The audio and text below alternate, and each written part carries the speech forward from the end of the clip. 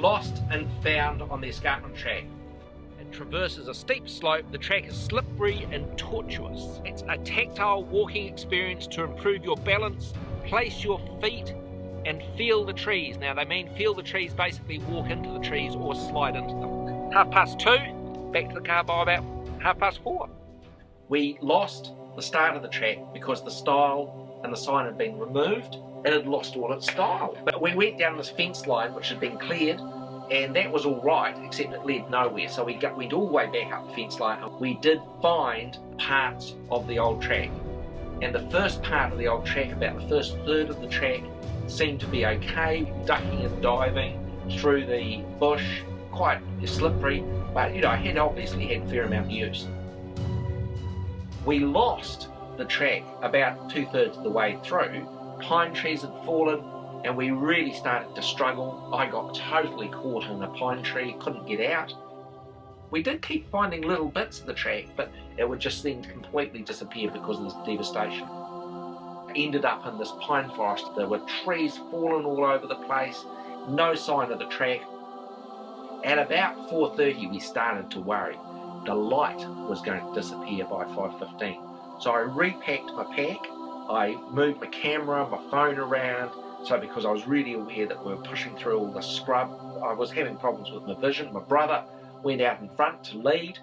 We then decided we weren't going to get to the end of the track we were looking for, so we proceeded to descend down through this appalling scrub, and we found the bridle track at about 5 o'clock, just as it was getting dark.